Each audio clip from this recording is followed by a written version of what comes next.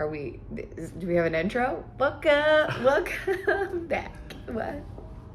Welcome back to the show. Wait, no, not the show. Yes, it is a show. Welcome back to the channel. Today, we are discussing proper utilization of floating shelves and when they are necessary. So coming from a designer stager, she probably has a better opinion than the end user. So let's hear what my sister has to say. I feel like it's always a question. I think that for the last maybe 10 years, like we've been seeing more and more open shelves in the kitchen. I think it's always a question of is when do you decide an open shelf over a cabinet? And because this looks good. Yes, this looks good. This looks good.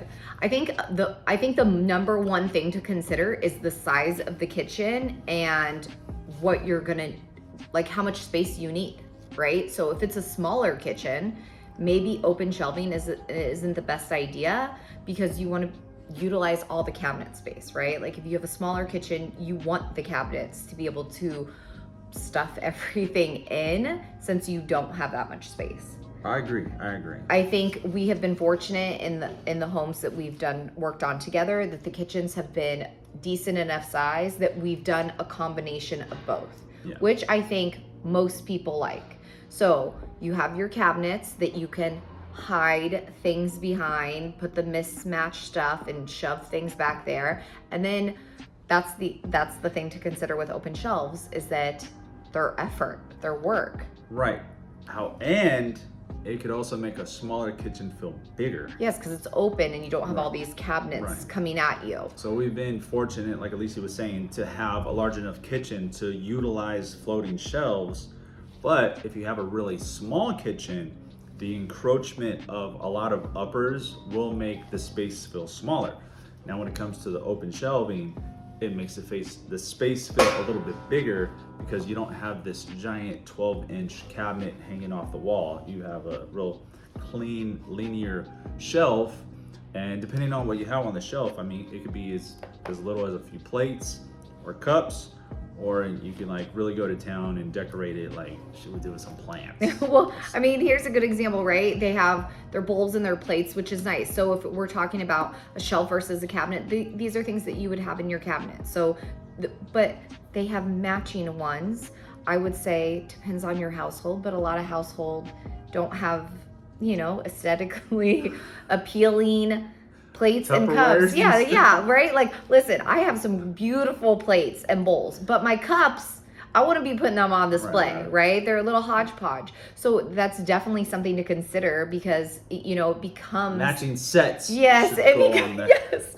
Or art. Or the fact that you don't typically dust out your kitchen cabinets, but a shelf that's there, it's more effort and more work. I agree. And then this is where we kind of agree to disagree is proper spacing of the shelf.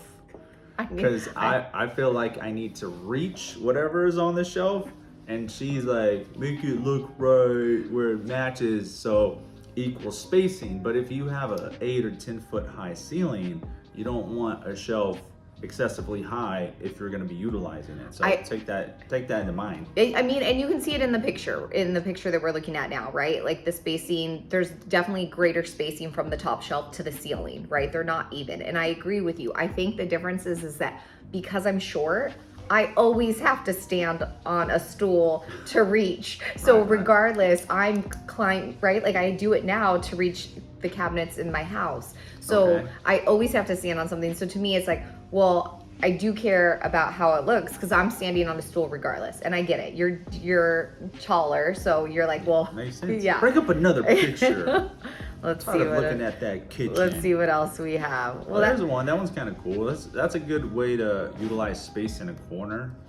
Is have the shelf actually wrap around.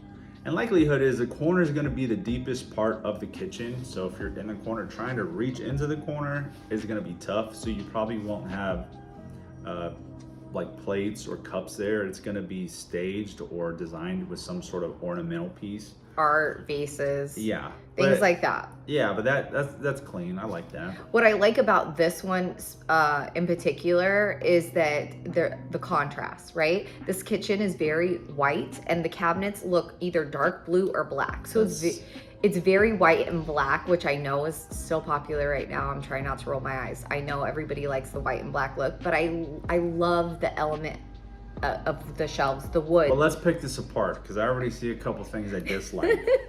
One, that Go. shallow ass sink. The sink being The sink? The sink. The sink. The shallow The sink. sink. The sink. Yeah, the sink being too shallow for one. Like it looks like if you could put a large pot in there, it's gonna sit above the rim. And also, it looks like the wall sconce is sitting above the floating shelf. Yeah. Which I don't really understand. Yeah. Whatever. It's not my style. Maybe it works for what they're doing.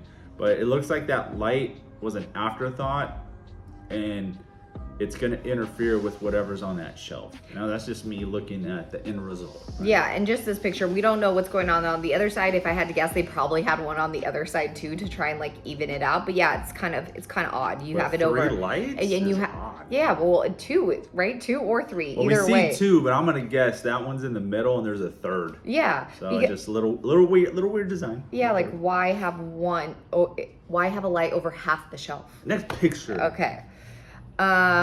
This one I liked the example because it shows both, right? You have your upper cabinets and you have a little shelves to add a plant, your Yeah. bowls, your plates. It's just enough. And we it's have a just bigger enough. sink. The Yes. sink is bigger. Yes. It's just enough to like, hey, it kind of opens it up more. It doesn't feel so tight with all the cabinets. Right. But also it doesn't require, it's not going to require as much work as if they did all of the uppers shelving instead of upper cabinets. And you can tell this picture, it's staged, right? The house is probably for sale or just got remodeled because you have a cookbook out and you have like some fake lemons. Yeah. But it's a perfect example of what you'd probably do from a visual aspect. Like the shelves are probably there for just decorative and design and not utility. So you probably would decorate this for the specific purpose of having the open area around the sink and not feeling like you're encompassed in a small area while you're doing dishes. Looks clean. I like the colors. I like the colors too. This one is just this one they used the light correctly in my opinion. I like the A light. single light. We don't know what the rest of the kitchen looks like, but this one little nook, this one little area, just 2 simple shelves. They're staged beautifully, and then 1 single light over it. And again, I like the element of, especially in these all white kitchens, or even if you chose a color, if it's an all blue kitchen, what we have done, navy at Citrus. On one side we had uppers, on the other side we had shelving, and I think Right. it just helps bring in another design element. It's just the wood looks pretty, and you're not just looking at blue or white or just, it's not Yeah. overwhelming. And take into mind the color of the shelves. In most of these photos, they've been on the lighter side, so Yeah. the stain has been really light. Yeah. Versus a very dark contrasting wood that would conflict with a backsplash or a cabinet. Right? If you have a very colorful kitchen, it may be a little harsh to have a dark color next to that. I mean, mind you, all wood looks pretty good, but a really nice looking gray and a really dark brown shelf next to it, it's probably not gonna feel right. Yeah, definitely I would say natural, No. a more natural stain, a more neutral wood look Right. is best. And then also pay attention to what you're gonna have on the shelf. So sometimes it's like, okay, are you gonna hang plates or hang? Are you gonna have plates on this shelf or glassware where you need to anchor these shelves to studs like really aggressively because they're gonna support 40 to 50 pounds, or if they're more on the side where it's just decorative, where you can get away with installing a shelf without some aggressive hardware, right? Because some people just want to add a shelf to a kitchen after the fact, and it's going to be tough to source studs and get the brackets to work right. Yeah. But if it's just decorative, Yeah, if it's just for the look, yeah, then take that into mind. yeah. All right. But I think it ultimately comes down to it being a personal choice on how people utilize their kitchens, like how you utilize it, what aesthetic you want, and ultimately kind of what your dishes and what you plan on putting on there and what your stuff looks like. Yep. I think those are all things to consider. I don't think there's a right or wrong way to do it, and it's just personal. You could do all cabinets, all uppers, or you could do a combination of both. It's your house at the end of the day. Yeah. Do whatever you feel. Put Yes. the dark poop brown Oh God, no! shelf Please don't do that. next Please don't do that. next to the green cabinet. Please don't. Stop.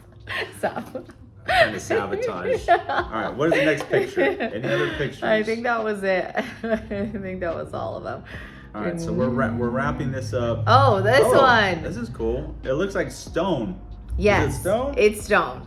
It's stoned. And I've been seeing this more and more in these kind of like bigger, higher end, fancier kitchens where they continue the stone up and it's a small shelf using basically the countertop goes to a backsplash, turns into a shelf.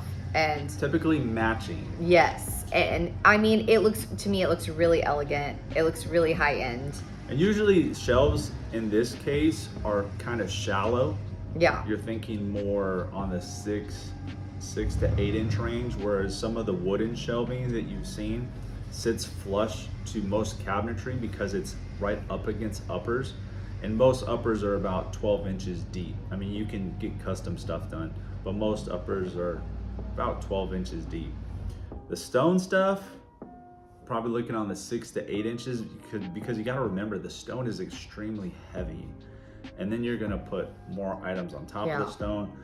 So this is more of a luxury design feature. I don't see this in many normal houses. Yeah. It's not gonna go in your average house, but No. it definitely It's really clean, really nice. it's pretty. I like it. And I like the color of the cabinetry. All of it. Backsplash. Yeah, even like the hood, the design of the hood. Looks like a healthy little house. Yeah.